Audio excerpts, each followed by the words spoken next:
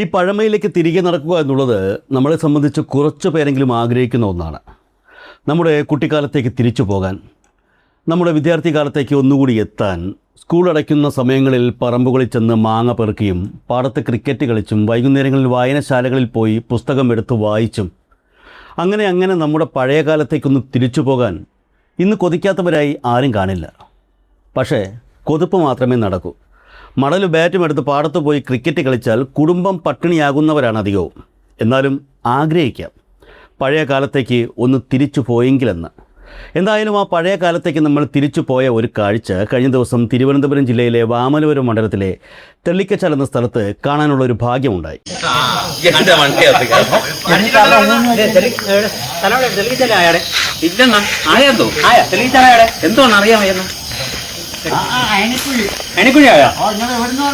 നമ്മള് പുല്ലമ്പാറ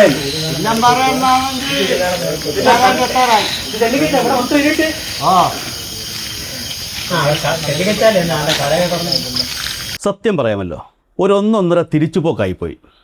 കേരളത്തിൽ മാറ്റം വരുമെന്ന് പറഞ്ഞ വലതുപക്ഷം, അതായത് UDF വോട്ട് പിടിച്ചപ്പോൾ ഇത്രയും വലിയൊരു മാറ്റമാണ് അവർ ഒരുക്കി വച്ചിരിക്കുന്നതെന്ന് സ്വപ്നത്തിൽ പോലും കരുതിയില്ല. ഞാൻ പറയാമെന്ന് ഇതൊന്നുമല്ല, ഈ കാഴ്ച കണ്ടപ്പോൾ ഓർമ്മ വന്ന മറ്റൊരു കാര്യത്തെക്കുറിച്ചാണ്. കഴിഞ്ഞ കുറച്ച് ദിവസങ്ങളായി കോൺഗ്രസ് ഗ്രൂപ്പുകളിലും UDF അനുകൂല വാട്സപ്പ് കൂട്ടായ്മകളിലും ഒരു വല്ലാത്ത ആവേശമാണ്.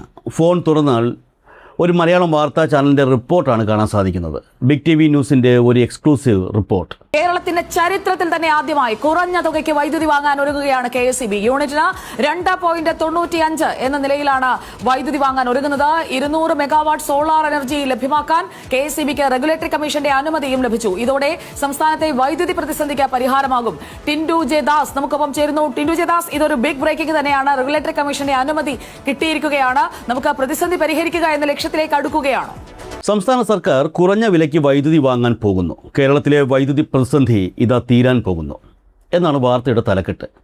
അടിക്കടിയുള്ള പവർ കട്ടും രാത്രിയിൽ പഠിക്കുന്ന കുട്ടികൾ നേരിടുന്ന ബുദ്ധിമുട്ടുമൊക്കെ കാരണം നാട്ടുകാരുടെ മുഴുവൻ തെറിവിളി കേട്ടുകൊണ്ടിരിക്കുന്ന UDF പ്രവർത്തകർക്ക് ബിഗ് TV ന്യൂസിൻ്റെ ഈ ഒറ്റ വാർത്ത എവിടെ നിന്നില്ലാത്ത ഒരു ഉണർവ് നൽകിയിട്ടുണ്ട്. അവരുടെ വാട്സപ്പ് സ്റ്റാറ്റസുകളും ഫേസ്ബുക്ക് പോസ്റ്റുകളും കണ്ടാൽ തോന്നും, ദാ ഇപ്പോൾ മുതൽ, കൂടിപ്പോയാൽ നാളെ രാവിലെ മുതൽ കേരളത്തിലെ വീടുകളിലൊക്കെ സൗജന്യ നിരക്കിൽ വൈദ്യുതി എത്താൻ പോകുന്നു എന്ന്.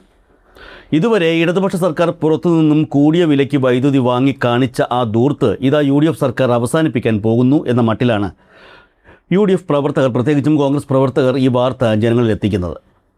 ഇതൊക്കെ കാണുമ്പോൾ നമുക്ക് ഓർമ്മ വരുന്നത് പണ്ട് ഇതേ ബിഗ് TV ന്യൂസും കോൺഗ്രസ് ഹാൻഡിലുകളും ചേർന്ന് പടച്ചുവിട്ട മറ്റൊരു മഹാസംഭവമാണ്. ഇന്ത്യയുടെ മുൻ ഉപരാഷ്ട്രപതിയായിരുന്ന സാക്ഷാൽ ശങ്കർദയാൽ ശർമ്മ ഒമാനിൽ പോയപ്പോൾ അദ്ദേഹത്തെ സ്വീകരിക്കാൻ ഒമാൻ സുൽത്താൻ പ്രോട്ടോക്കോൾ ഒക്കെ തെറ്റിച്ച് വിമാനത്തിൻ്റെ കോണിപ്പടി ഓടിക്കയറി വന്ന് കെട്ടിപ്പിടിച്ച പഴയ തള്ളുകഥ ഓർമ്മയില്ലേ? അതിൻ്റെ യാഥാർത്ഥ്യവും അതിലെ അതിശയോക്തിയും പിന്നീട് പലരും പൊളിച്ചടുക്കിയതാണ്. കൃത്യം അതേ പാറ്റേണിലാണ് ഇപ്പോൾ ബിഗ് TV ന്യൂസ് UDF പ്രവർത്തകരെ പിരികേറ്റാൻ ഈ കുറഞ്ഞ വിലയ്ക്കുള്ള വൈദ്യുതി വാർത്തയും പടച്ചുവിട്ടിരിക്കുന്നത്. ബിഗ് TV ന്യൂസിന് ഇടയ്ക്കിടെ UDFകാരെ ഇങ്ങനെ ആവേശത്തിൻ്റെ കൊടുമുടിയിൽ കയറ്റി നിർത്താൻ വലിയ താല്പര്യമാണെന്ന് തോന്നുന്നു. പക്ഷേ പ്രിയപ്പെട്ട UDF സൈബർ പോരാളികളെ, ഈ വാർത്തയുടെ യഥാർത്ഥ ഉള്ളുകളികൾ എന്താണെന്ന് നിങ്ങൾക്കറിയാമോ? ആ യാഥാർത്ഥ്യം നിങ്ങൾ മനസ്സിലാക്കിയാൽ ഇന്ന് തന്നെ നിങ്ങൾ വീടിൻ്റെ അടുക്കളപ്പുറത്തോ തട്ടിൻപുറത്തോ ഉപേക്ഷിക്കപ്പെട്ട നിലയിൽ കിടക്കുന്ന പഴയ മണ്ണെണ്ണ വിളക്കുകൾ തപ്പിയെടുത്ത് പൊടി തുടച്ച് എണ്ണയൊഴിച്ചു വയ്ക്കും.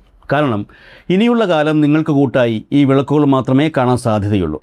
അത് എന്തുകൊണ്ടാണെന്ന് വഴിയെ മനസ്സിലാകും. ആദ്യം നമുക്ക് ഈ പറയുന്ന കുറഞ്ഞ വിലയ്ക്കുള്ള വൈദ്യുതി എന്താണെന്ന് നോക്കാം. കേന്ദ്ര പൊതുമേഖലാ സ്ഥാപനമായ solar energy corporation of India വഴി വെൽസ്പൺ എന്ന സ്വകാര്യ കമ്പനിയിൽ നിന്നും 200 മെഗാവാട്ട് വൈദ്യുതി യൂണിറ്റിന് വെറും ₹2.93 നിരക്കിൽ വാങ്ങാനാണ് ഇപ്പോഴത്തെ തീരുമാനം. വാർത്ത കേൾക്കുമ്പോൾ സംഭവം വലിയ കളറാണ്. രാത്രിയിലെ പീക്ക് സമയത്ത് കറണ്ട് തരാൻ കൂറ്റൻ ബാറ്ററികളുള്ള സോളാർ പ്ലാന്റ്, 25 വർഷത്തെ കരാർ, ഇതൊക്കെ കേട്ട് നാളെ രാവിലെ എഴുന്നേൽക്കുമ്പോൾ പ്ലഗിൽ കുത്തിയാൽ ₹2.93 കറണ്ട് വരുമെന്ന് വിശ്വസിക്കുന്നവരോട് ഒരു ചോദ്യം ചോദിക്കട്ടെ, എവിടെയാണ് ഈ പ്ലാന്റ്? ഇതൊരു കടയിൽ പോയി കാശ് കൊടുത്ത് 1 കിലോ പഞ്ചസാര വാങ്ങുന്നത് പോലെയുള്ള പരിപാടിയാണെന്നാണോ ബിഗ് TV ന്യൂസ് കണ്ട് നിങ്ങൾ തെറ്റിദ്ധരിച്ചിരിക്കുന്നത്? വൈദ്യുതി വാങ്ങാൻ തീരുമാനമെടുത്തു എന്നത് ഒരു വലിയ പ്രോസസ്സിൻ്റെ തുടക്കം മാത്രമാണ്. ഇനി എന്തൊക്കെ കടമ്പകളാണ് ബാക്കിയുള്ളതെന്നറിയാമോ? ആദ്യം ഈ കരാറിന് റെഗുലേറ്ററി കമ്മീഷൻ്റെ അന്തിമ അനുമതി ലഭിക്കണം. അനുമതി കിട്ടിക്കഴിഞ്ഞു എന്ന് കരുതി ആരും സന്തോഷിക്കേണ്ട. ഞാൻ പറഞ്ഞത് അന്തിമ അനുമതി എന്നാണ്. പിന്നെ പവർ സെയിൽ എഗ്രിമെൻ്റ് ഒപ്പിടണം. അത് കഴിഞ്ഞാൽ ഈ പറയുന്ന സ്വകാര്യ കമ്പനി ഭൂമി ഏറ്റെടുക്കണം. സോളാർ പാനലുകളും കൂറ്റൻ ലിഥിയൻ അയൺ ബാറ്ററികളും ഇറക്കുമതി ചെയ്യണം. അതെല്ലാം സ്ഥാപിച്ച് ലൈൻ വലിച്ച് ഗ്രിഡുമായി ബന്ധിപ്പിക്കണം. ഇതൊക്കെ നടക്കാൻ എത്ര കാലമെടുക്കും? ചുരുങ്ങിയത് 18 മുതൽ 24 മാസം വരെ. അതായത് ഇന്നോ നാളെയോ അല്ല. എല്ലാം വിചാരിച്ചതുപോലെ കൃത്യമായി നടന്നാൽ 2 വർഷം കഴിഞ്ഞ് ഈ പറയുന്ന കുറഞ്ഞ വിലയുടെ കറണ്ട് കേരളത്തിൻ്റെ അതിർത്തി കാണുകയുള്ളൂ. എല്ലാം വിചാരിച്ചതുപോലെ നടന്ന ചരിത്രം കേരളത്തിലുണ്ടോ എന്ന് ചോദിച്ചാൽ UDF ആണ് ഭരിക്കുന്നതെങ്കിൽ തീരെ ഇല്ല എന്ന് തന്നെ പറയേണ്ടി വരും. ഇനി മറ്റൊരു തമാശ കൂടിയുണ്ട്. ഏകദേശം 1200 കോടി മുതൽ 1600 കോടി രൂപ വരെയാണ് ഈ 200 മെഗാവാട്ട് സോളാർ ബാറ്ററി പ്ലാന്റിൻ്റെ നിർമ്മാണ ചെലവ് പ്രതീക്ഷിക്കുന്നത്. ഇത് മുടക്കേണ്ടത് സംസ്ഥാന സർക്കാരല്ല, മറിച്ച് കരാറെടുത്ത വെൽസ്പൺ എന്ന സ്വകാര്യ കമ്പനിയാണ്. കേരളത്തിൻ്റെ നിലവിലെ സാമ്പത്തിക സ്ഥിതിയും വൻകിട പ്രോജക്റ്റുകളോടുള്ള സ്വകാര്യ കമ്പനികളുടെ സമീപനവും വച്ച് നോക്കുമ്പോൾ ഒരു വലിയ ചോദ്യം ബാക്കിയാണ്.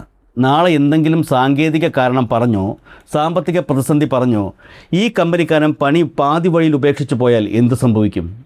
ബിഗ് TV ന്യൂസിലെ അവതാരകർ വന്ന് ടർബൻ കറക്കി കറണ്ട് ഉണ്ടാക്കി തരുമോ?